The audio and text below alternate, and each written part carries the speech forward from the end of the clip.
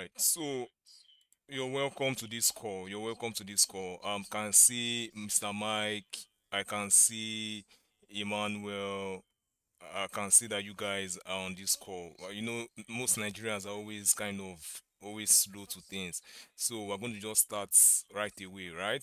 So we're going to actually record it, and um, after everything, I'm going to actually share it to the group so that you can actually see. Though I'll give it to the course consultant, so she's going to actually post in the recording in the group.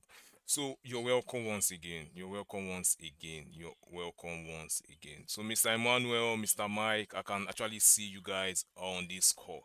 So we're going to get started, right? And today we are going to looking at how we can actually unlock our future, right? We are going to discover the essential guide to cloud computing in 2026, right? And we're going to discover why cloud skills are actually non-negotiable for our career, our business, and personal growth in the era of artificial intelligence. Right, I am Chinedu Onyema Oremus, and I am a cloud engineer and trainer. So, if you eventually want to take this course with Tech Dealer Consulting, right, I am the instructor that is going to actually put you throughout this course. So people have been asking, right?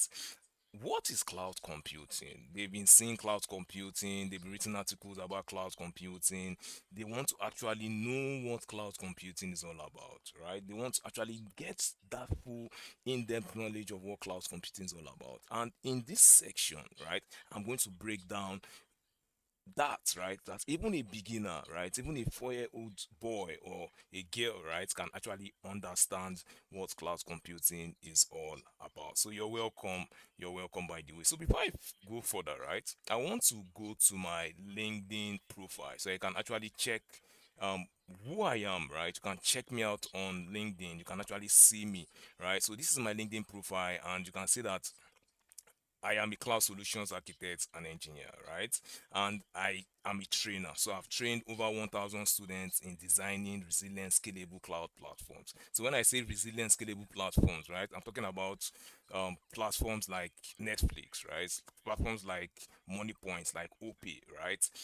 People design the cloud infrastructure that these applications run on. So we want to actually know how we can actually do that, right, to actually make our career, right, grow, right, to actually scale our personal life, and to actually understand how all these applications actually function in real time. So this is me. You can check me out on LinkedIn. You can actually see my profile. You can see things about me. And of recent, I actually got someone contact me, right, from this is Tosin Nascimento Rolling, right? He was actually telling me to actually come apply for a job. So after this course, this is kind of message you're going to be getting, right? These are the kind of messages you're going to be getting. You're going to be getting um recruiters recruiting sending you emails, right? Not you actually sending emails for organizations to actually employ you. Rather, they are actually going to be sending you emails, right? They are going to be contacting you. There's what we call pull and push strategy, right?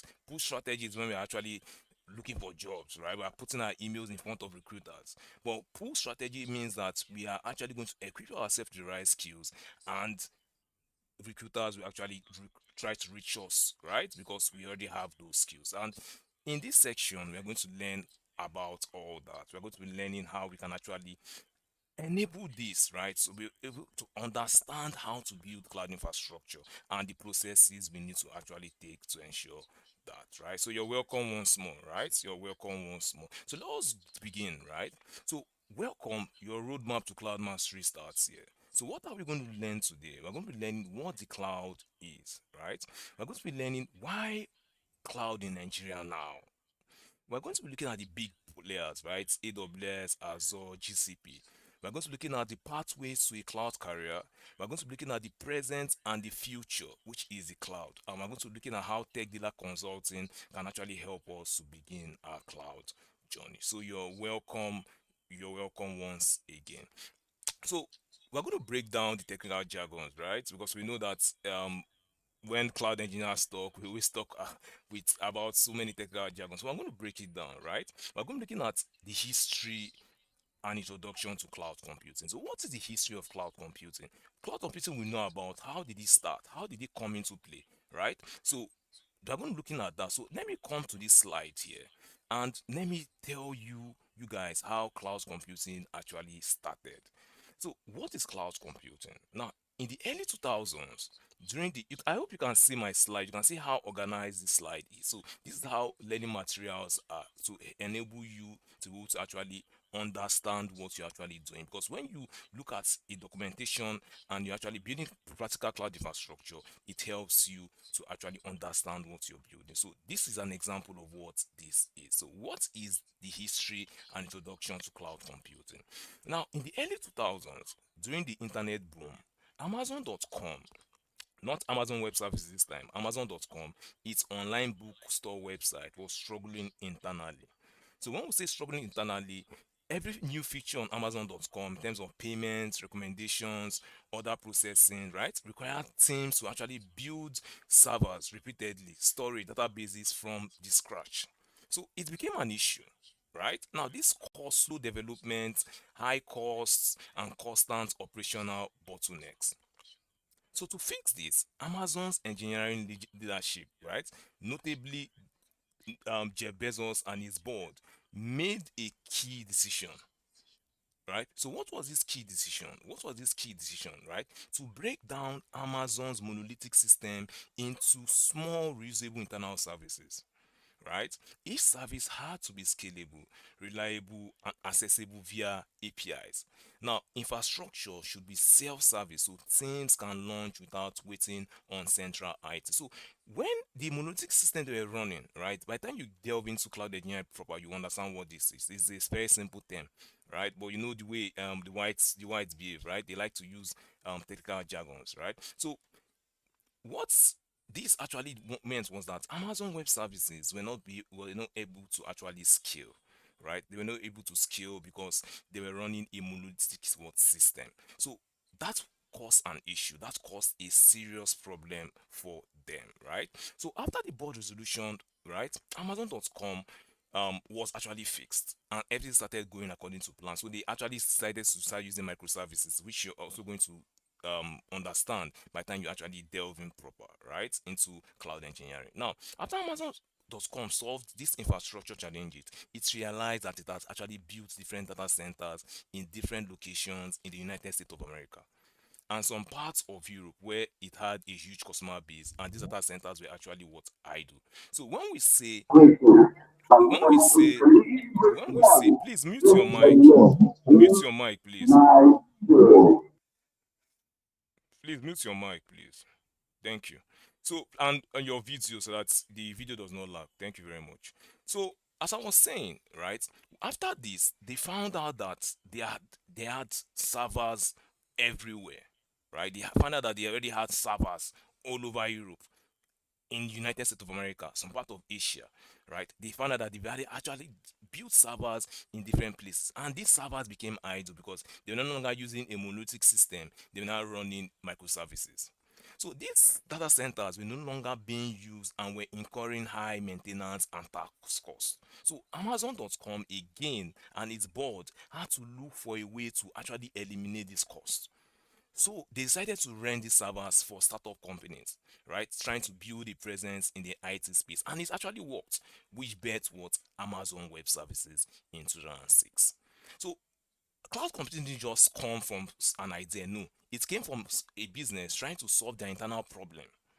Now, the companies like Airbnb and Netflix were among the few startups back then that leveraged the data centers of AWS to actually scale their infrastructure and achieve industry leadership within their various industries. So that's why you see Netflix today, right? Airbnb, Canva, right? They could actually start their business without actually building their own infrastructure, without their own data centers. So that's what bets what cloud computing. So what bets cloud computing practically was because of the need for Amazon.com, right, which is the e-commerce platform for selling books.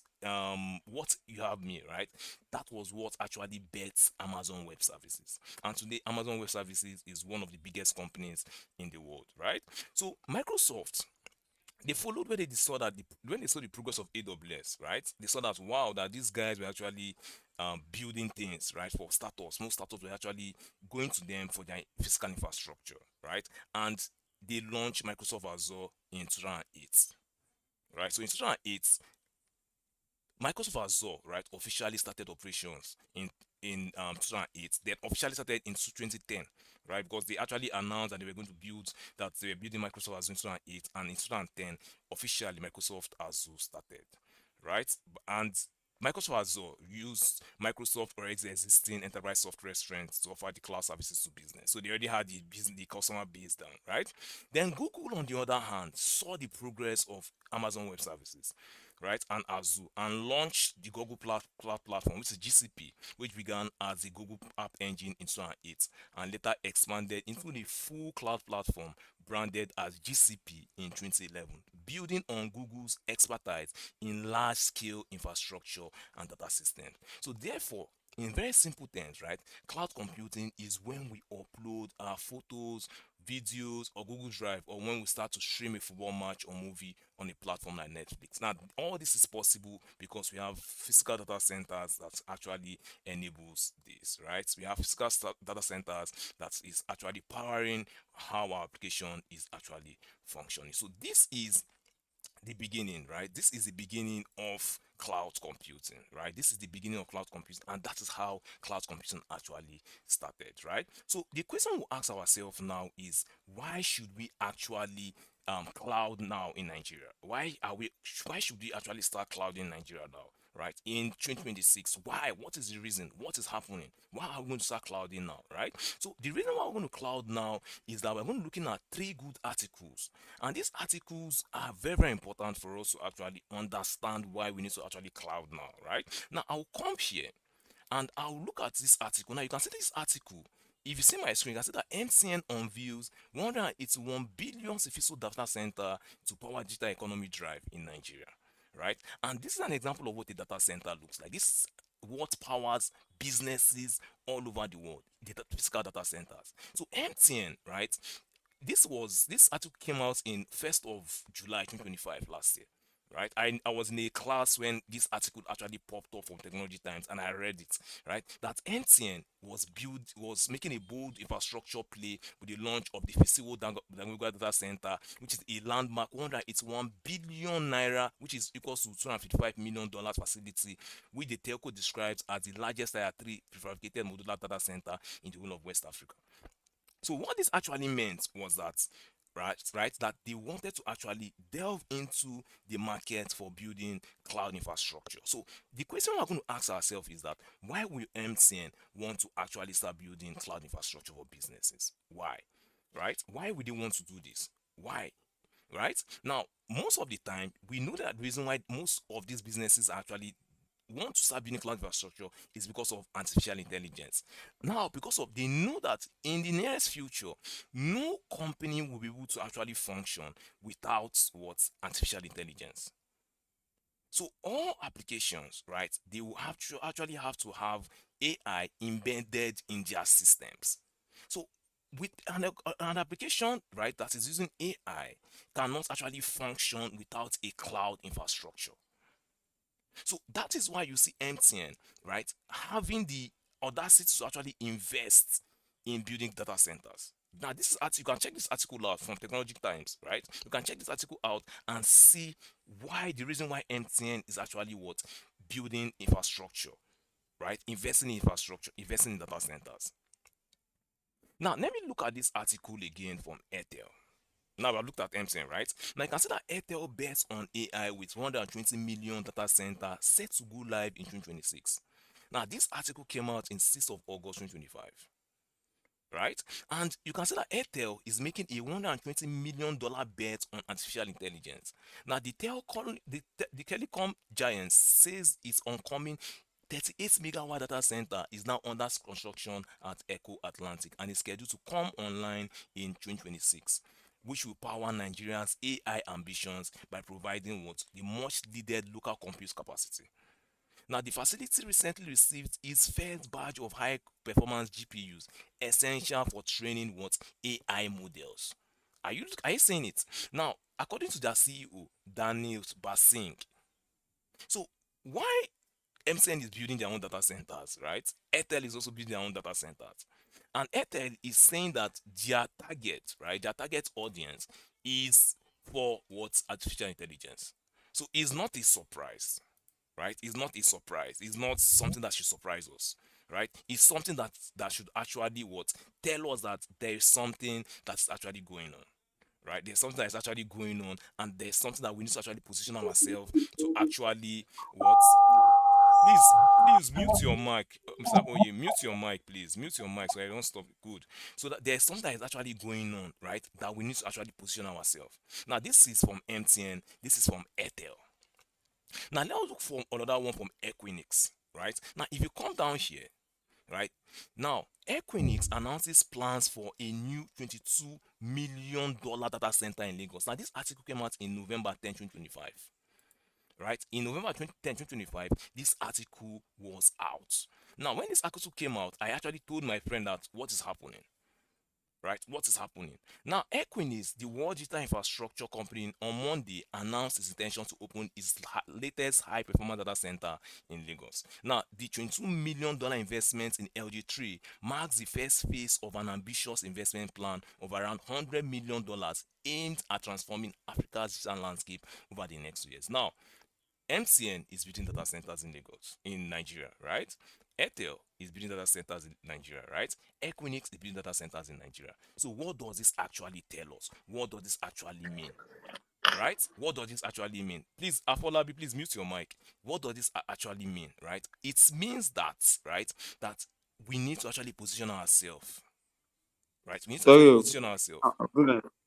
Please mute your mic. Mute your mic, please. So I don't Okay. stop the class. You can ask your questions later.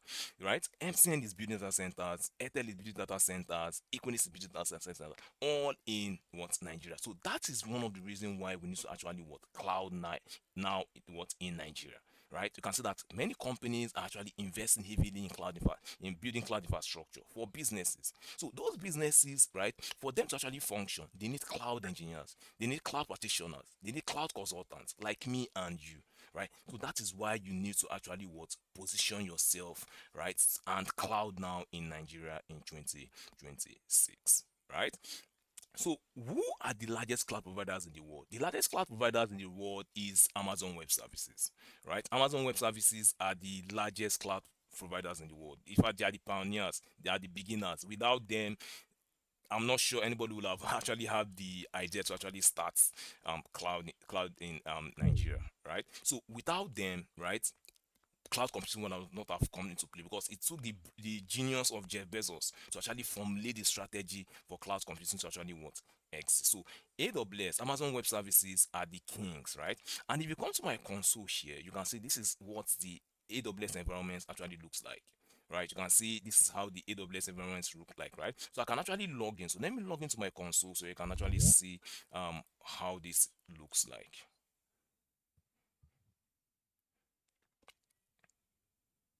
And let me just put in my MFA.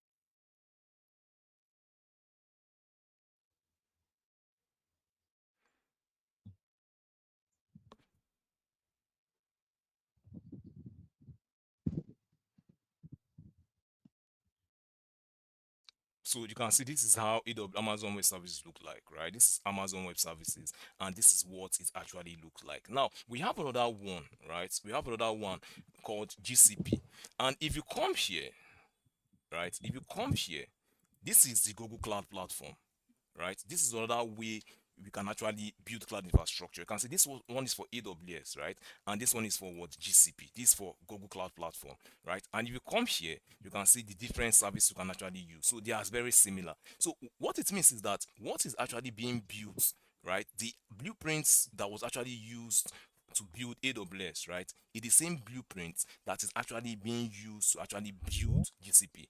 That's actually being used to build Azure, right? That's actually being used to build any other cloud platform, right? So that is what we actually need to know when we're actually building cloud infrastructure, right? That's what we need to know when we're actually building cloud infrastructure. You can see that all these companies, right, they are investing heavily, right? They're investing heavily in this cloud, in building data centers. So we need to actually position ourselves now, right? Now, MTN will build their own, right? Airtel will build their own platform, right? Other organization will build their own platform. But it's true that every of those platforms will build their idea from what AWS has actually built, because that's the same thing GCP did, right? That's the same thing Azure did.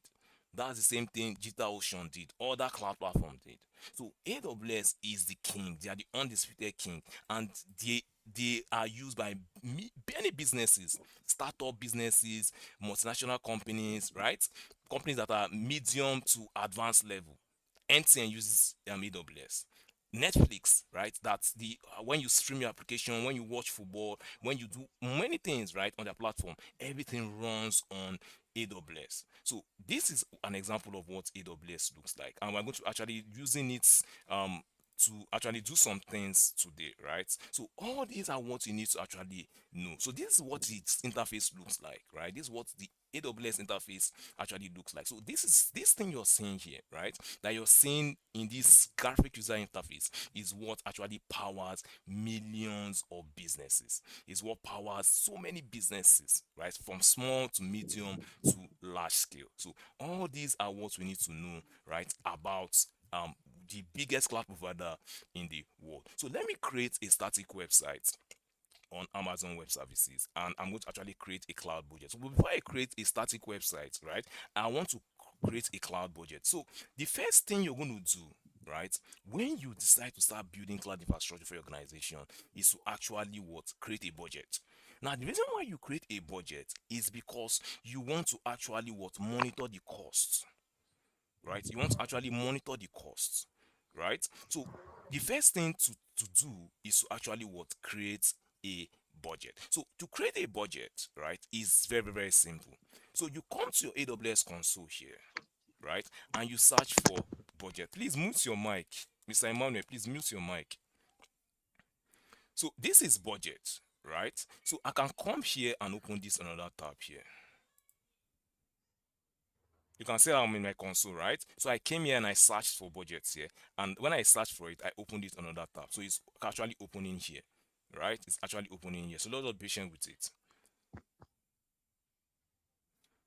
Please, you ask your questions after the webinar, right? We ask the questions after the webinar so that we don't actually, because of time, right? Because we know you guys have other things to do. So after the webinar, you can ask your questions. So just learn. I want us to learn, right? The video is actually being recorded. So after everything, you can go back and actually watch it, right? So just learn, look at what I'm doing. After everything, you actually ask your questions, right? So when you come here, you can see that, please mute your mic. So it's still loading, not just be patient with it.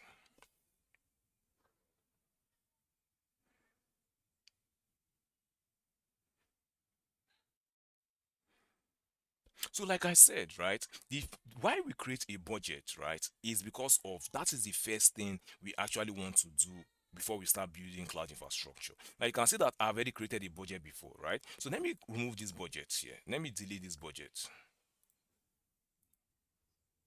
and let me create another budget, right? So the first thing you want to do as a cloud engineer, right, when your organization has actually what when you have actually what understood the business requirement is to actually what, create a budget. So to create a budget, right, you can see that I came here to my console and I searched here in the search bar for budget, right? So after searching for budget, which you saw here, let me type it again,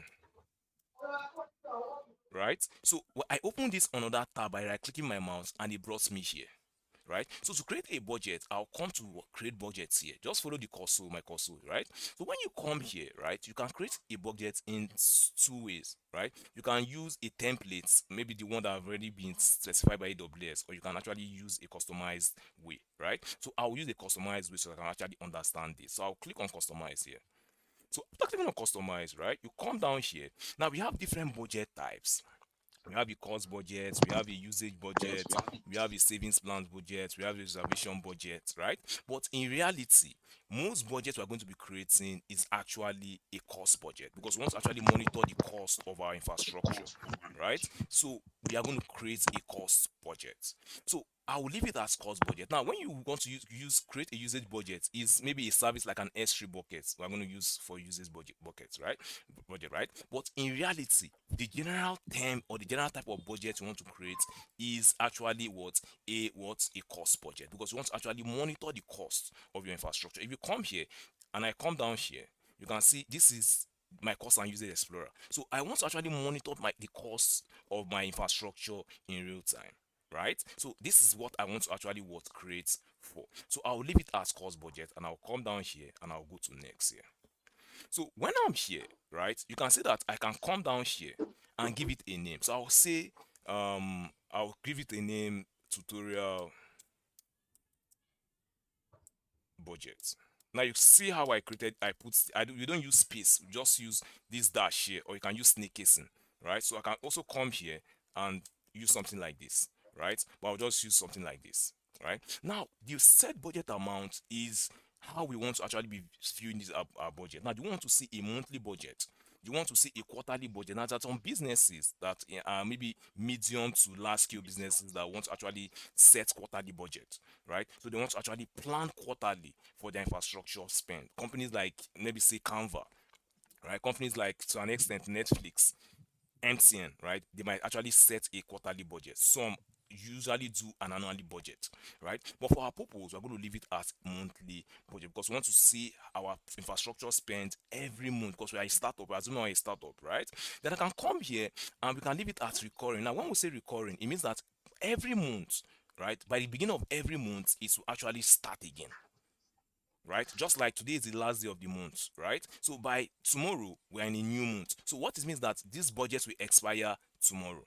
So by tomorrow, it will start again, because tomorrow is 1st of March, right? But if we can say expiring budget, it means that we want to actually specify when we want this budget to end. So you can see we can actually come to April. So it means that the budget will last from February to April, right? But we don't want that. We want to just leave it at recurring. So we'll just leave it at the end of every month, right? It will just start again, right? Then if you come here to budgeting methods here, right? We have fixed budgets, we have planned budgets, we have auto adjusting budgets, right? So when we say we have fixed budget, it means that we want to create a budget that tracks against a single monthly budgeted amount. So a particular amount we want to actually track against. If we say planned here, it means that we want to actually plan the budget. Now, when I click on plan, you can see that let me go back to fixed here, right? And let me come back to plan there again.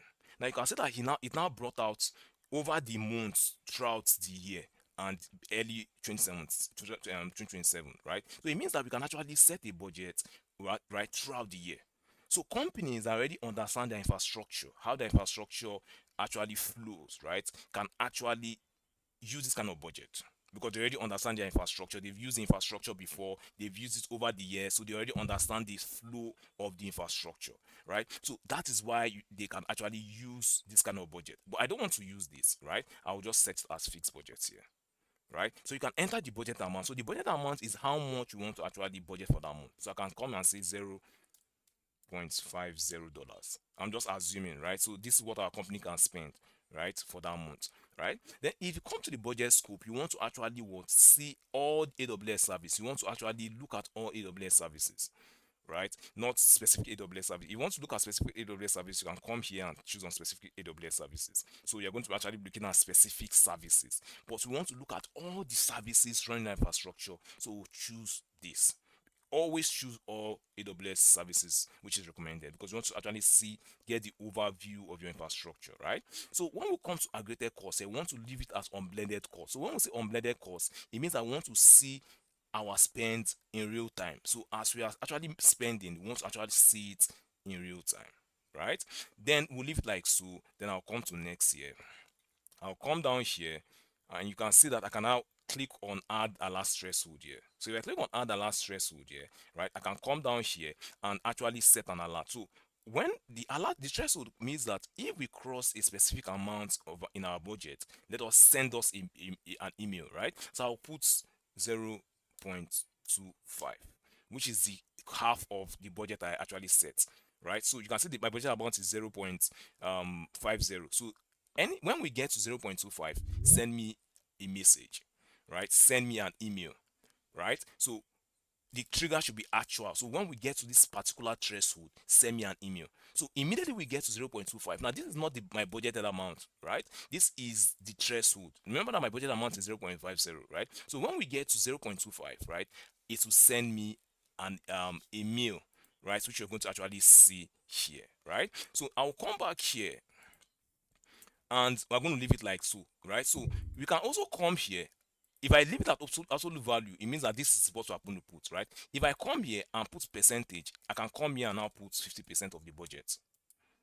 Are you seeing it? So percentage means 50% of the budget. So 50% of the budget is 0.25, right? Which is 50% of the budget. Or if I want absolute value, I can put absolute value here, then come and put 0.25,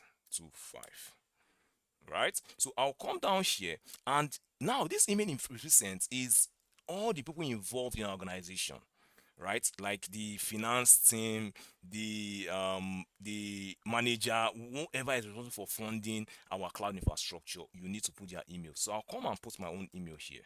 Let me just put my email.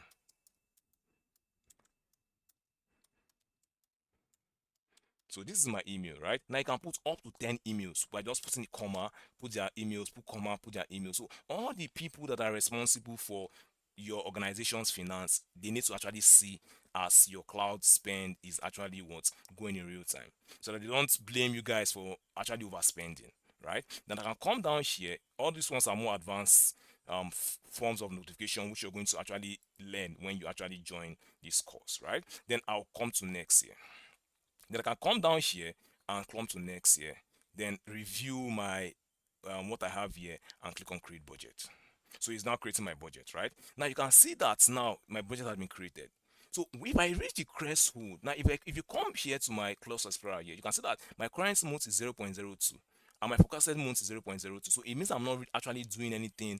I've not actually done anything in February with my cloud infrastructure, right? But if I had 0.25, I will get an email from Amazon Web Services that I've actually reached my threshold. Now, why this is important is because when you're building cloud infrastructure, you want to set your budget. That is the first thing you need to do. Because most organizations, right, we are going to be competing with Indians, we're going to be competing with Australians, we're going to be competing with even Chinese, right? So when you see them on Upwork, they're telling an organization that they are going to reduce their cloud spend. It is for simple things like this because they understand how to actually build cloud infrastructure. They understand the fundamentals. So understanding the fundamentals is everything you need to know. So when you create a budget, right, for your organization budget, then it means that you're actually monitoring your cloud spend. So if your cloud spend goes above the particular budget, then you know that you're going to get a message and you're going to actually try to fix it. So this is the first thing you need to do before you start building cloud infrastructure. This is the first thing you actually need to do before you actually start building infrastructure, right? Now, I supposed to actually show you guys something before this, right? But because I assume that most of you guys are not actually going to be ready for that, right? But I'm going to show you after this, right? Now, if you come here to this slide, you can see that we have requirements for creating an AWS account, right? This is my AWS environment. And you can see I've already created a budget, right? So these are the requirements you use to create an AWS account. So if you want to create an AWS account, you actually come here to read the documentation, right? You can read documentation from AWS on how you can actually get started, right? But at Tech Dealer Consulting, we have made all this easier. You don't need to actually read boring documentations that gets you confused, right? You can see that this is on its own is a documentation, right? And this is the requirements for creating an AWS account: a name, an email, a Mastercard, right? If you don't have any of this Nigerian Mastercard, you can go to www.graphic.com or gray.com. You need your address, a phone number, right? And this is the sign up page. So if I open this on another link now, it will take me to the sign up page. Now, this same thing you can do it for the Google Cloud platform. It's very, very similar, right? This is very, very similar. So this is how you can actually create your AWS account. So you come here, you put your name, verify your email, and you're good to go. So I'm not going to create this because I know that many of you guys are not actually ready to actually create that, right? But that will be for the later. That will be for another day. But these are the requirements that you're going to use to actually what creates an AWS account. Now, for the course, right, you need an IDE, then you need a Google Authenticator app. Well, this is for later, right? But this is how you can actually create your AWS account. These are the requirements you need to actually create your AWS account. So you can see that I have actually created a budget here, right? So this budget is the points that I will use to actually monitor my entire cloud infrastructure spend, right? My entire cloud infrastructure. And this is the documentation you can actually use to actually build this budget. You can see that I actually build the budget because I'm already very, very familiar with building cloud infrastructure. But you, a beginner, as a beginner, right, you need a documentation that will guide you.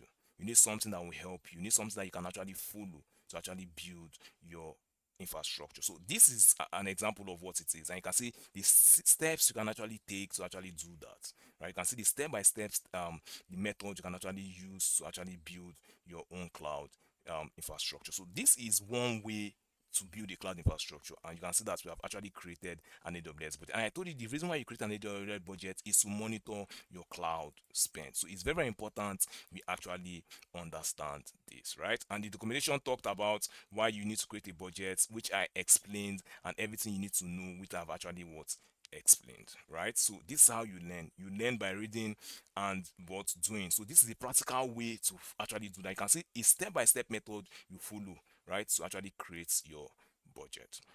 So let us move on and let us look at the key benefits for businesses, right? In terms of startups and multinationals, and a key benefit for you. Now, for businesses, right, it's important that they use cloud infrastructure because, like I said, right, back in the day, before a company can actually build cloud infrastructure, they needed to actually buy physical servers. Now, that article I showed you is an example of a physical server, right? So they need to actually build physical server, and when they build physical server, their infrastructure will now actually run on that physical server. So they actually maintain the physical server, they power the physical server, they do everything relating to their business with that physical server.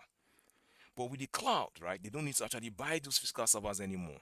Instead, they can actually rent, right, those physical servers, right, from AWS through their cloud platform, which is called what? Amazon Web Services. So you don't need to actually buy physical servers, you don't need to actually maintain physical servers. All those are actually done for you, right, by AWS. So you just come to their cloud platform and you start building cloud infrastructure, which is very, very, very what simple. So all these are what we actually need to know when we are actually building infrastructure with Amazon Web Services. So you can see how easy it is, right? When you follow documentation, it becomes very, very, very simple. So what are the benefits for you? Why is it beneficial for you? So let us look at how you can go from zero to cloud hero, and how the cloud can actually benefit anyone starting out, right? Now, we have top skills for technical and non-technical roles to earn from when you become a cloud solutions architect. I always see people talk about DevOps. No, you don't. The DevOps is not the only way to actually earn from being a cloud consult, a cloud solutions architect, right? You can see the word cloud solutions architect means that it can be from anyone. Now, what are the different ways you can actually benefit, right, as a cloud solution architect? You can be a cloud consultant. Now, who is a cloud consultant? Now, a cloud consultant is a person, right, that actually advises businesses on choosing the type of cloud platform they will use to build their cloud infrastructure based on their available what budget or finance, right? So you, if you don't want to get to the technical aspect, you can be a cloud consultant. You can consult for business. You can tell them this is what you need to do. This is what you need to do. This is what you need to do.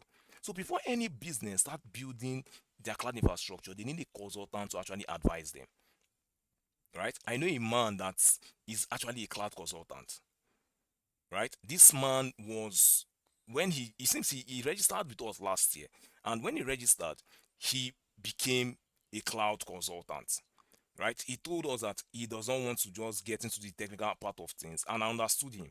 But now he has a business and is actually a cloud consultant for many businesses, startups in the Lekki area.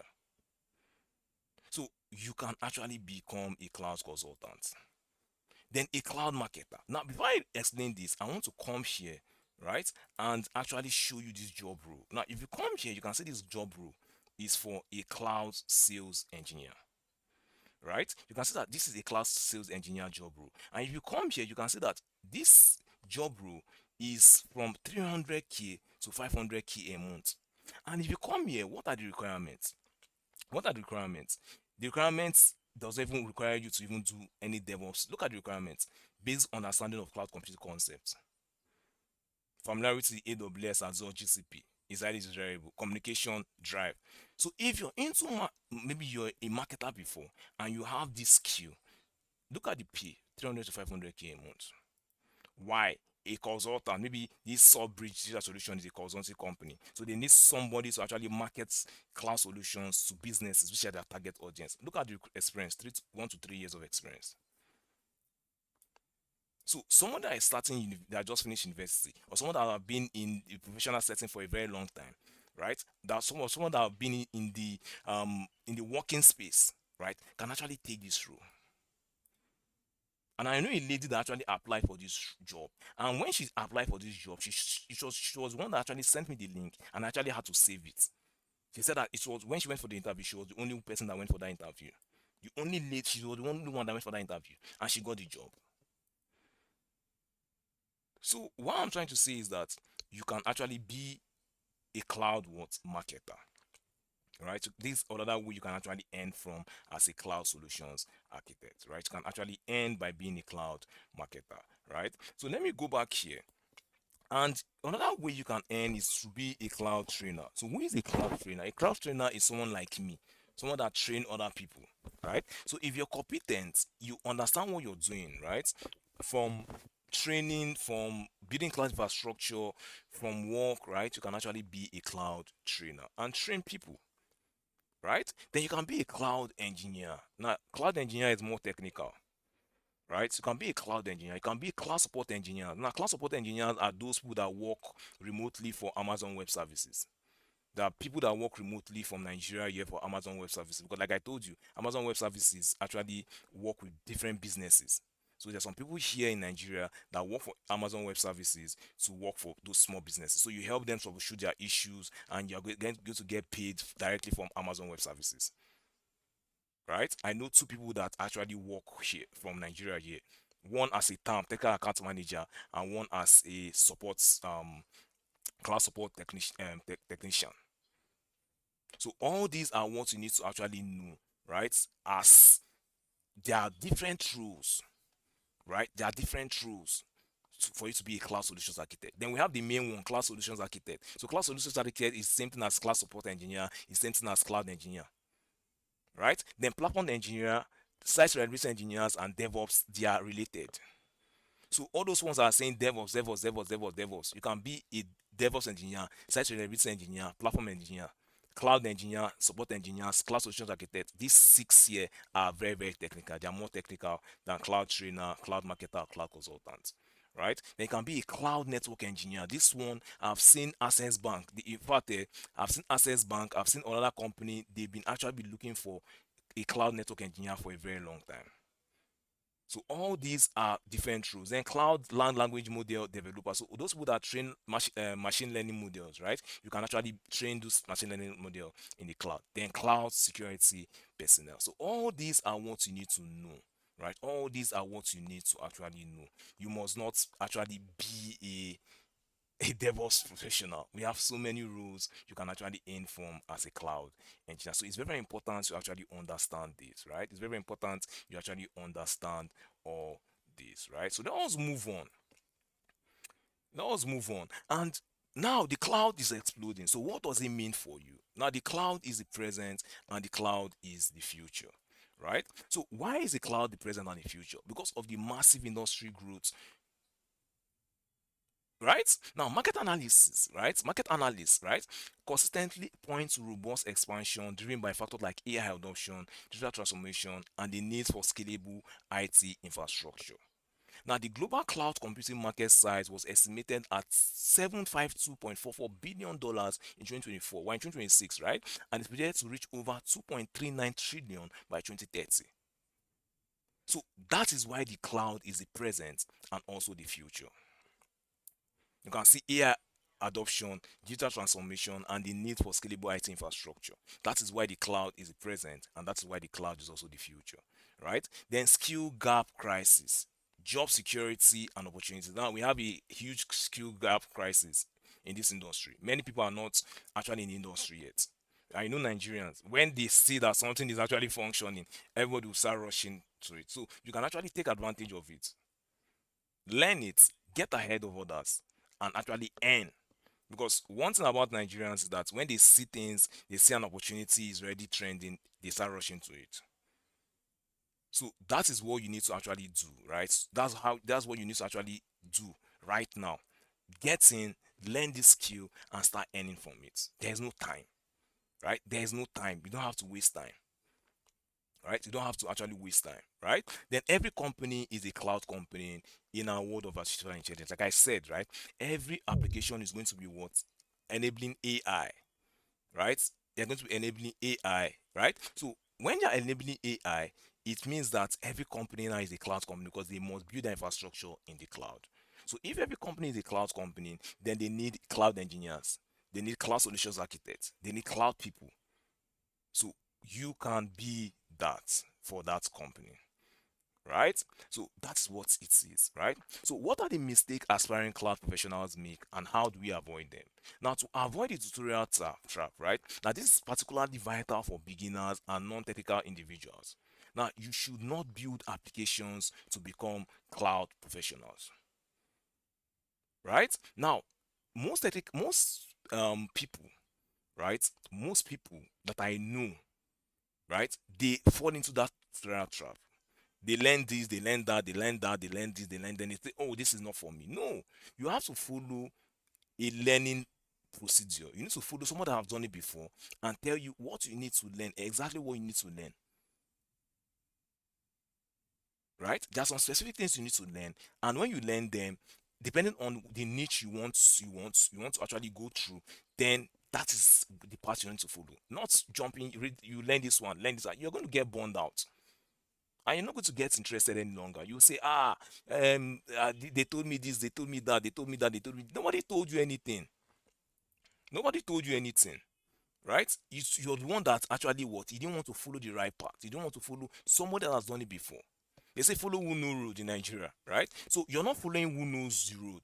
You're following what? You're just doing anything.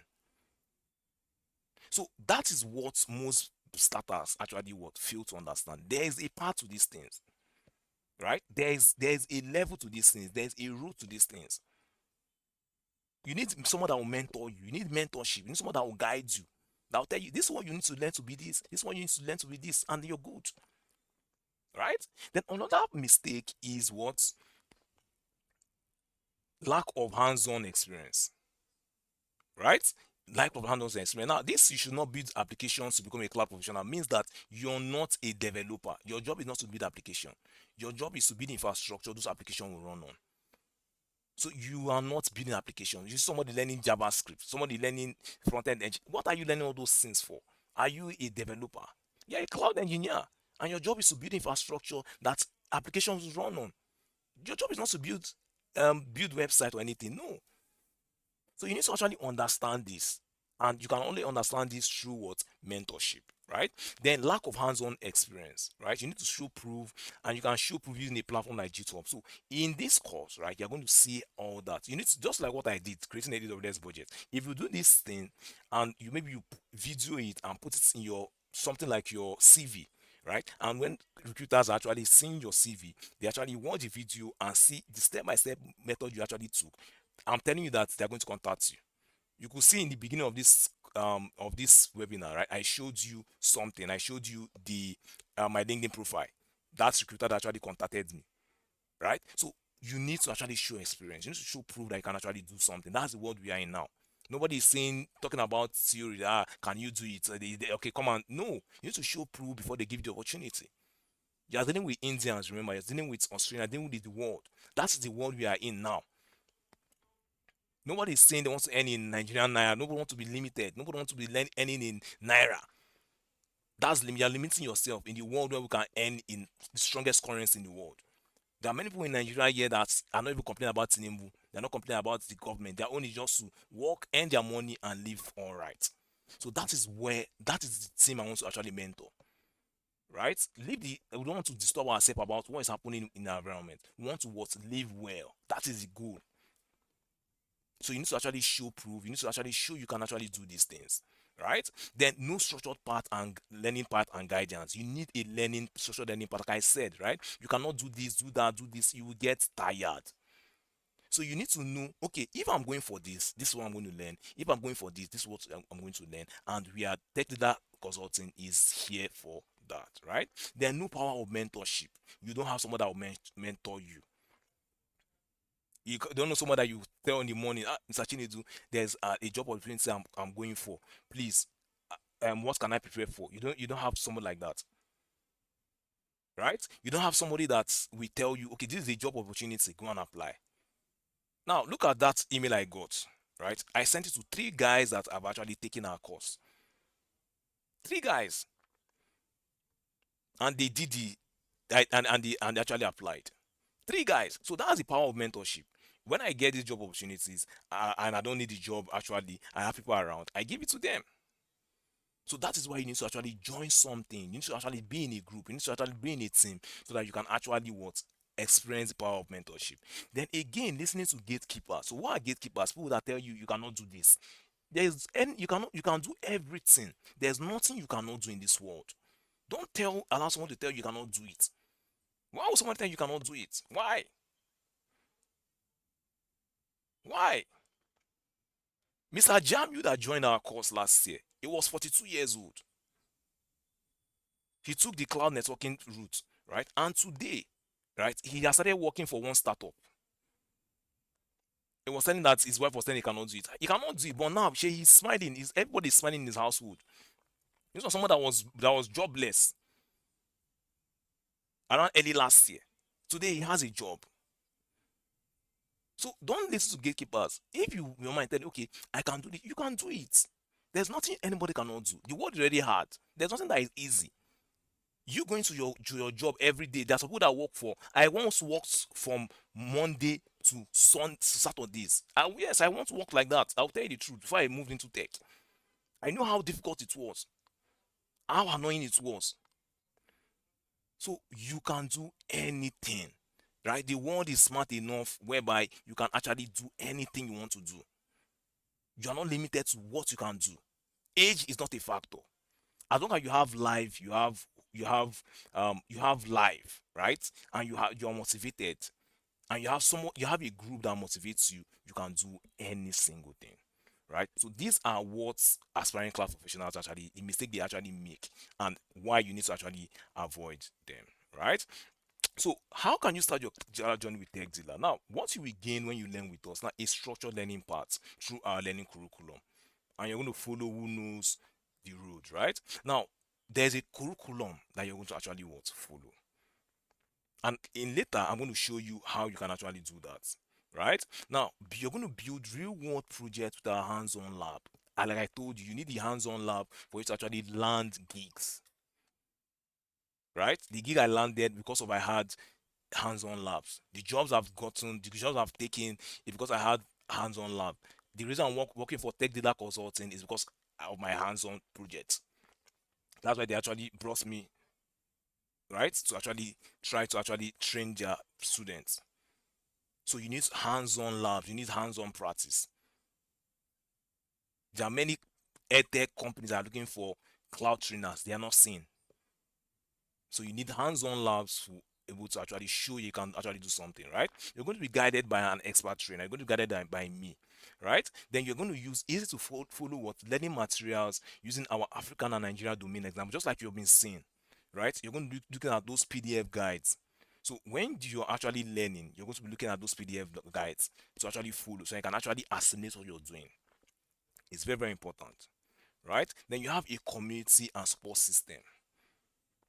that will actually guide you and tell you all what you need to do, right? You need that support system. It's very, very important, because that support system, it becomes very, very tiring, it becomes very, very annoying, it becomes very, very difficult, right? Then you have a cloud certification part. So you're going to be told the cloud certification that your exact niche will actually require. Not just can learning DevOps. You are not you don't learn what you don't have passion for. So many people think cloud is all about DevOps. No, it's wrong. It's very, very wrong. That's why Tech Dealer Consulting is here to actually what help you with that, right? That's why we're here to actually help you with that. So your cloud solutions architect roadmap with Tech Dealer Consulting. So why is cloud computing the king? Right now, if you want to go a step further understanding cloud computing, right, understanding cloud platforms, right, cloud computing is the essential first step because it provides the basic infrastructure knowledge you will need for DevOps, for cloud networks, network specialization, which are the most two high in demand technical courses if you would decide to specialize. Now we offer you these courses, but you need to first understand the basics, which is what cloud computing. So without understanding cloud computing, you cannot specialize in DevOps, you cannot specialize in cloud network troubleshooting specialization. Now, the reason why I'm talking about these two specializations is because for people that want to actually go technical, right? Now, cloud computing is enough if you want to be a cloud consultant, a cloud marketer, or a cloud trainer that teaches cloud computing only. You can teach cloud computing for secondary schools and they will pay you well. I know someone that teaches cloud computing for a secondary school in Lekki remotely and they pay him 300, 350K. He's not even do more technical thing, just the management console is any 350K, right? So if you want to actually stay within that lane, right, then I think cloud computing is okay for you, right? Now, if you want to actually go further, if you want to specialize, then you need DevOps, right? If you want to specialize to DevOps, then you need cloud computing. If you want to specialize to cloud network troubleshooting, you need cloud computing. So cloud computing is the heart of these two specializations, right? So you will need to know about cloud computing with our cloud solutions architects course designed for beginners, right? Which is designed to take you from zero to understanding how the cloud works and it is skill in hand demand after which you can decide to specialize. So after cloud computing, if you want to stay within the consulting arm, if you want to become a cloud marketer, if you want to become a cloud trainer that just teaches cloud computing only, then cloud computing, the cloud solutions architect course is what you need only, right? But if you want to now, like I said, right, you can learn cloud computing in two ways with us. Now, before this, right, we're going to learn how to actually build a website, right? So stay with me, don't go, because I know most of you guys, when you guys see these parts now, then you start living. No, you're still going to learn how to host a website on the cloud, right? So there are two ways you can learn cloud computing with us. Now, through the online mentorship masterclass, now you will learn this course with us in real time for 8 weeks through our mentorship masterclass. Now, each class will be recorded and you will join the mentorship group to receive updates and guidelines throughout the course as your career progresses. Now, the original price was 102,000, right? But we have exclusive offer for webinar attendees. So if you're attending this webinar or you're in the group, right, then we have a webinar price for you, which is what, at 60K, 60,000 naira. So to register, right, you're going to use this link here, right? You're going to use this link here to register, right? So let me come here and let me come to another tab here and let me type for techdealer.info and let me go there.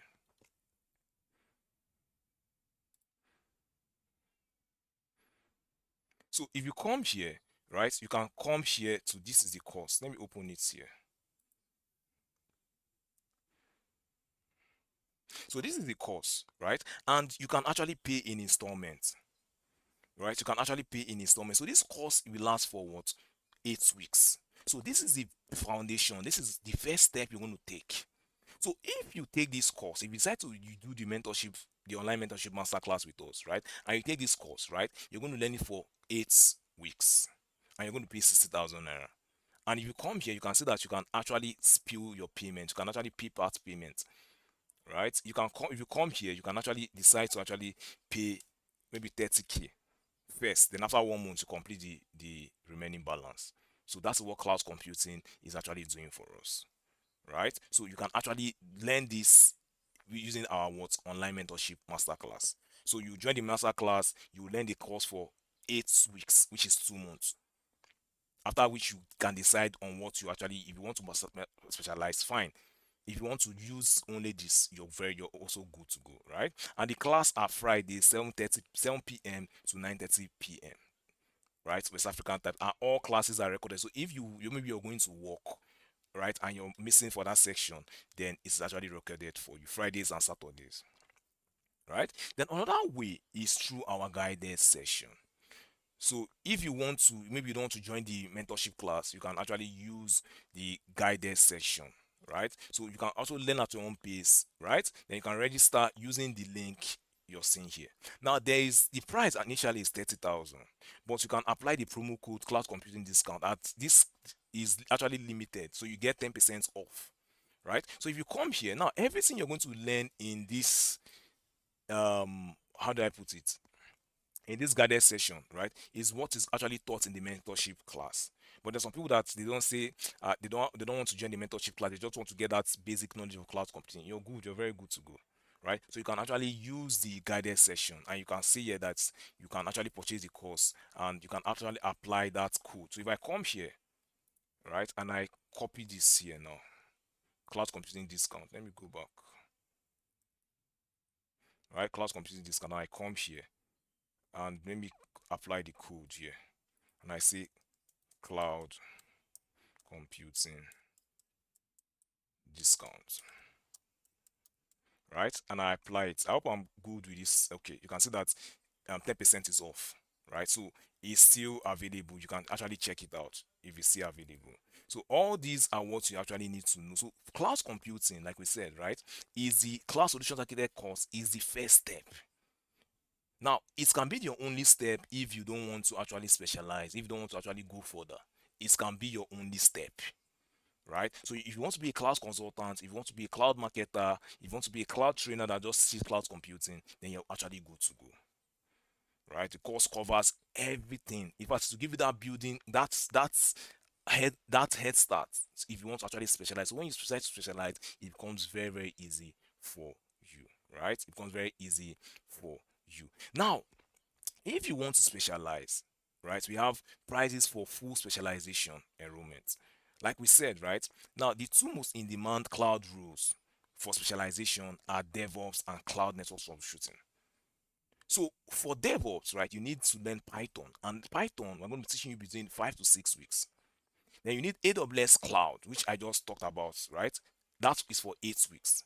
Then you need Linux and Bash scripting, which is for 5 weeks. Then you need to learn CI/CD, IAC tools, Docker and Kubernetes, which is 8 weeks. Now everything is going to be for 6 months. So in 6 months, you should be job ready to become a job DevOps engineer. Now remember I said AWS Cloud is just for 8 weeks, right? So after the AWS Cloud, if you want to specialize, then you can actually decide to actually specialize. But if you're going to be learning the cloud alone, you're going to be in 60,000, right? But if you want to actually start with the specialization course, you can see Python is 35,000. You can see how very affordable it is. AWS Cloud is 55,000. Linux and Bash scripting fundamental is 35,000. And the normal DevOps tools are going to be using 100,000, which is what 225,000. So if you come here, the link of this website is going to be shown to you. You can see this is the DevOps course here. You can see this is it here, right? This is the DevOps course here, right? But without understanding cloud computing, you cannot do DevOps. Nobody should lie to you that you just come and become a DevOps engineer. It's not possible. You cannot just become a DevOps engineer. You need to understand the cloud before you actually become a DevOps engineer. So understanding the cloud leads you to DevOps. So if you want to specialize, fine. If you don't specialize, you're actually good to go with cloud computing, right? So you're actually good to go with cloud computing. Now the second one is to cloud and cloud network troubleshooting on AWS course.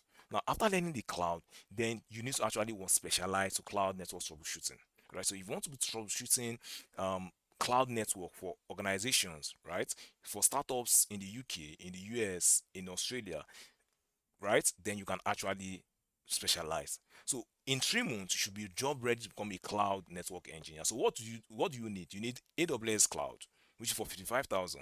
Then you need Linux bash scripting fundamentals and cloud network troubleshooting on AWS. So after AWS cloud, you will learn Linux and bash scripting and AWS cloud fundamentals. So in 3 months, you should be job ready for a cloud network engineer role. So all these are what you need to actually understand before you actually start building cloud infrastructure. And you can see the price is 105,000 naira, right? Just 105,000 naira. And if you come here and I come here, let me come here. You can see this is the course here. All right, this is the course here. You can see it here. So the link is, if you check Tech Dealers Consulting, the person that's always messaging you guys in the group, right? You can just click on the this in there, or you can chat her up. She's going to actually um send you the link, right? Or she's going to put it in the group after now. When she's putting the recording, she's also going to put the website information there, so you can actually come here and actually check all these out on your own, right? So all these are what you need to actually know, right? All these are what you need to actually know. So these are reviews from our students. We can see that this is a review from all the way from Atlanta. A lady, I remember this lady, Amanda Truman, right? I was very surprised. Somebody recommended that from all the way from Atlanta, and she took the course, and she was actually thanking us after the o'clock because she just took the DevOps course directly, right? And she actually landed a job at ATG and Pazura, right? So she was thankful, and I really appreciated that. So she sent us a message, and I was actually told about it, right? Then this other student, this is a student, right? He enrolled it for his CWES program. So CWES are those people that actually do IT. Since they actually do IT, right? So he sent a message, and he was very, very, very pleased after the course. And he said he was going to recommend, and he actually recommended three other of his course mates that are actually taking our course. So all these are what you need to actually know, right, before you actually start building cloud infrastructure. So cloud infrastructure is not about DevOps, no. It's not about DevOps, like I always see. It's kind of annoying, right? You have other ways you can actually earn as a cloud solutions architect, right? So this is the curriculum for the cloud solutions architect. This is the full curriculum, right? You can see this is the introduction week. You can see this is the hands-on week. So every time we have an introduction week, you need to understand what you're building, right? So the first week is usually for explaining, talking, for you to actually understand. Then the second week is hands-on week, right? So you need to actually get your hands dirty. The third week, the same thing. Then the fourth week, hands-on. So I'm going to do that for 8 weeks, right? 8 weeks. After every week of explanation, the next week is hands-on, right? So all these are what you're going to learn in this course, right? So let me go back and let me try to host a static website on Amazon S3, right? So what is an object storage? Now, an object storage is a way of storing data where each file is saved as an object with metadata. So I'm going to use S3 to actually host a static website. Now, all this you're going to learn later, right? But I don't, because of time, right? Like I said, I'm not going to exceed 9 o'clock because that was the agreement we actually made with Tech Dealer Consulting, right? So we're not going to actually exceed 9 o'clock. So I'm already getting to 9, right? So let me try and host a static website on an S3 bucket, right? So let me come here to my console here. Let me remove this, right? And let me remove this GCP here. This GCP. I'm not using GCP. Let me come here and let me search for S3, right? So this service you're seeing here is a very, very vital service that is used by millions of business. So when you see Netflix, you're seeing your movie on Netflix, right? They use what S3 buckets for those movies, right? You're watching those movies through an S3 bucket. So this is the buckets here, right? But we can actually use this to actually host a website. So you're going to learn how to do that now, right? So if you come here, you can say I search for S3 and I open to another tab here. So when you come here, you can come to general purpose buckets here. But I don't have any bucket, that's why it's opening here, right? So I can create a bucket here. So when I click on create bucket, it's open how I can actually configure this bucket, right? So all these configurations are what you might not actually understand, except you have actually understood it. But I just want to show you how you can actually host a static website, right? So I'll give the buckets a name, tutorial bucket. Okay, tutorial bucket, right? Then I'll come here and I'll put my ID. Now, when you're creating a bucket, right, it needs to be uniquely um, different. So globally, it needs to be globally unique. So when I say the globally unique, it means that no other AWS account should have the same name, right? Then I can come here and choose from maybe my existing settings. If I had a previous bucket I've created, I can actually import the settings and actually use it, but I don't want to do that, right? Then I'll come here and I'll use ACL enable because I want to create and host um my website, right, without writing any code. Because I know that we are all beginners and want to actually learn without writing code, right? So I'll come here and I'll leave that ACL's enabled here. Then I'll come here, I'll leave it like so. I'll uncheck this public access here. I'll come and disable bucket version. So bucket version actually means that if somebody else is maybe someone else in an organization, maybe a fellow cloud engineer that has the same permission with us, actually make some changes to this bucket, we want to actually see it. So if I enable it, I will actually see those changes, right? But because of what I'm doing, I'm going to just disable this here. So I'll come here. Then the encryption is I want to protect this data at rest. So we have ways of protecting our data. We protect our data at rest, protect our data in transit, and the new way is protecting your data in use. So we want to actually secure the data that is going to live in this bucket. That is what this encryption is talking all about, right? So I'm just going to leave it as server-side encryption with AWS managed keys here, right? Then I'll come here. There's a bucket key, so I'll just disable it because I'm not using any bucket key. This you're going to actually learn later, right? Then if you come to advanced settings here, you can enable object lock. So if you're enabling object lock, it means that you don't want anybody to actually tamper with what we have in this bucket for a certain period of time, right? So I'll just leave that disabled here. So I'll come here and click on create bucket. Okay, let me acknowledge this, right? I need to acknowledge this, which I've checked here. Come here and click on create bucket. Now, if you come here, this is the documentation for that. So you can actually read this documentation, right? And you actually use it to actually create your own bucket. But I'm not going to do all that, right? I'm not going to do all that, right? So this documentation, I'll give you the step-by-step guide to actually create your bucket, right? But because I already know how to create a bucket, I'm not going to follow this. But you, right, creating that's just starting your cloud journey, you need to use this documentation because that is what's going to help you to actually master how to build cloud infrastructure, right? I when I started, this was how I actually learned, right? But after learning like this, then you start build, you now become a master and you start building cloud infrastructure. Now, after creating my bucket, you can see I've created my bucket, right? So I can click on this link here and I want to upload what I need for my website, right? So I can come here to click on upload, or I can click on upload here. So I'll click on upload here.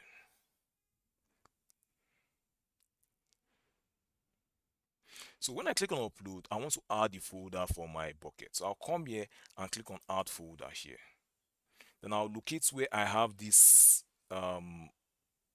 folder, right? So I can come here, open this here, and open this, upload this folder here, right? I'll click on upload, and you can see it has actually uploaded. This is a small website, HTML, just simple things, right? Very, very simple things. So I can come down here and click on upload again here, right? So you can see that it is now uploading. I can see they are actually succeeded, right? You can see they are actually succeeding. So S3 is a very powerful service, very, very powerful service. I can do so many things. So I'll come down here, I'll remove this here, and I'll click on close here. So I already have my bucket. You can see the folder imported here. And when I click on it, you can see the objects I have in this bucket, right? So I want to actually, what I want to do next is that I want to actually host my website, right? But naturally, you cannot just upload your items and host your website. Now, if I come here and maybe click on this and I copy the URL, not URI, URL, copy it, come here and I paste it and I click on enter, you can see they're telling me access denied, right? Because I need to actually make some few configurations in this bucket for it to actually enable website hosting. So I'll click on this bucket again, right? And this time around, I'll come to properties here, right? You can see this product tab I clicked here, right? So I'll come down here, right? I'll come down here and look for static website hosting, right? So if I come here, I'll click on edit here, right? Then you can see this is disabled, so I'll enable it because I want to host a website, right? Then I'll leave it at host the website. I'll come here. Now, this index document means that that is the exact name for my HTML document. So I'll give you the exact name of my HTML document, which you saw when I clicked on it to get the link, right? So I'll click index.html, right? Then the error document, I'll just leave it like so here. I don't want any bucket policy. So I'll leave it like so, and I'll click on save changes here. So I've actually configured this, right? So the next thing I want to do is to enable the permissions. So if I come to permissions here and I come down here, you can see that I offed all public access. So when you off the block public access, it means that you want people to actually see what you have in your bucket. Now, if you enable it, it means you don't want anybody to actually see what is in your bucket. But it's actually off, so it means that I want people to actually see what is in my bucket, right? So I am actually good to go here, right? Then the next thing I want to do is to come back to objects here, right? And I want to come to actions here. And if I come down here,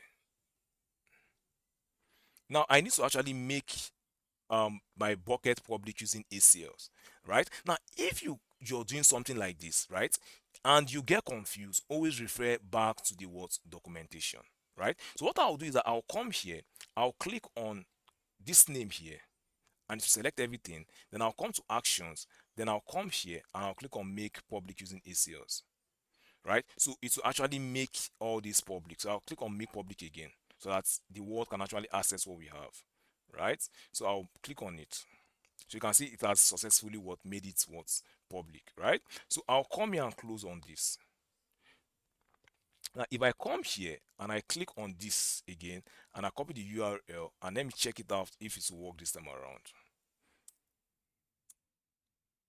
And you can see my static website is being hosted, right? And it's saying hello hardworking Nigerian youth, and it was designed by Tech Dealer Consulting. And if I come back here and I try to refresh this one that was not working before, you can see it's now what's working. So Tech Dealer believes that Nigerian youths are very hardworking. So you can see that I've hosted a static website on an S3 bucket. So you can come here.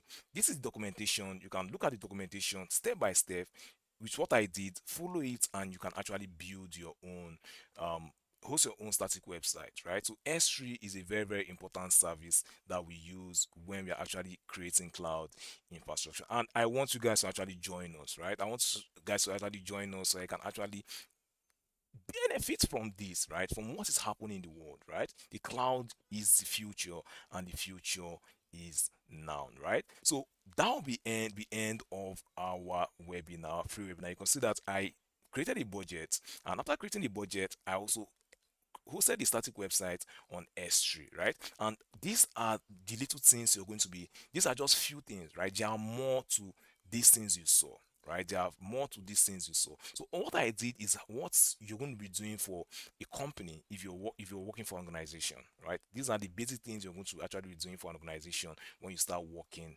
for them, right? So this is the end of our webinar. So if you have any question, you leave it in the group and you're going to be responded to by our course assistant there, right? So without further ado, we're going to call this a close. And I want to thank everybody that actually attended this webinar and actually benefited from this, right? And we're going to see you at the other side. So once again, my name is Chinedu Onyema Orimus, and I am your cloud engineer and trainer for this course. So without further ado, we're going to see in the future. Bye for now.